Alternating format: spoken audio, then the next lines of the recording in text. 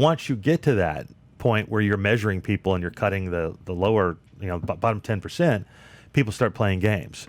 All of a sudden, those exceeds expectations are hitting your marks. They game the system and they lose that very productivity that you're looking for because they have learned how to game the system. And now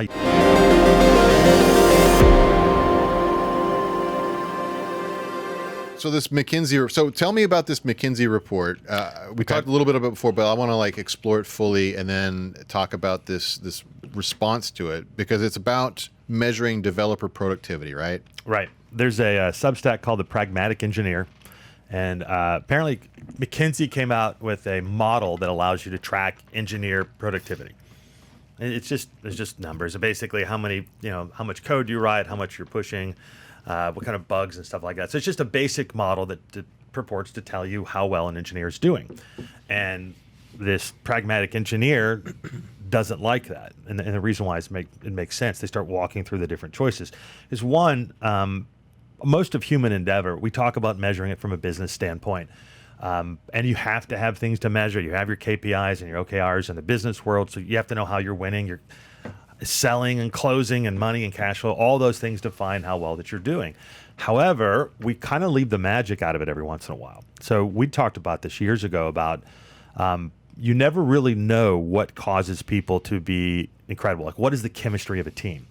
So the one we used was you have four developers, right? 3 of them are awesome and 1 is just terrible.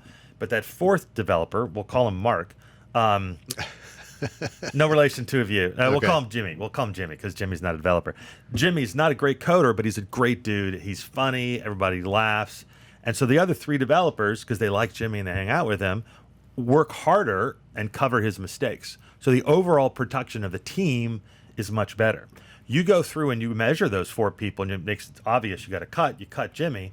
While the other 3 developers don't spend as much time there, the overall production falls. So there's little things like that happen all the time. You've got a receptionist in the front, and one of her jobs is to make sure that food's ordered on Fridays. Well, you cut down a little bit, you cut that job, it's no longer there, you turn it to automated phones, and well, now food's not being sent and ordered and prepared, so people don't spend time, and it's in those little moments at work that people figured out something amazing. So we don't understand why things are successful. It's like, what makes a viral video? Well, you know the conditions, but really makes it driving. The idea that McKinsey is trying to tell you how good a developer is makes a lot of sense from their standpoint, because as they point out in the Substack, who wants to measure that progress? On your own, you want to measure it to get better. And the CTO wants to measure it because they want to cut the bottom 10%, which is something they've been doing for 40 years. Jack Welch that was a big thing. And now Amazon.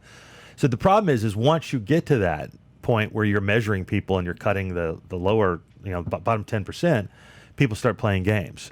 All of a sudden, those exceeds expectations are hitting your marks. They game the system and they lose that very productivity that you're looking for because they have learned how to game the system. And now you have to, because you don't want to get cut.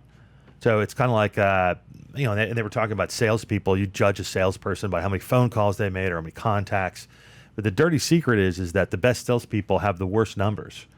And the real question is, we always benchmark our best salespeople, but it's not seeing how well that person did. It's comparing what that person did to your worst salesperson. It's the difference in what they're doing. It's not an absolute number. So if you decide I made 100 phone calls today and that's good for you, that's great.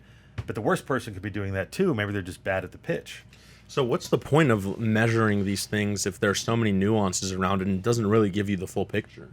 It feels like you're doing a good job and now you have something to share. Hey, thanks for watching The Merge. We've got a ton more stuff for you to watch on YouTube, on Instagram, on TikTok, everywhere. Check us out.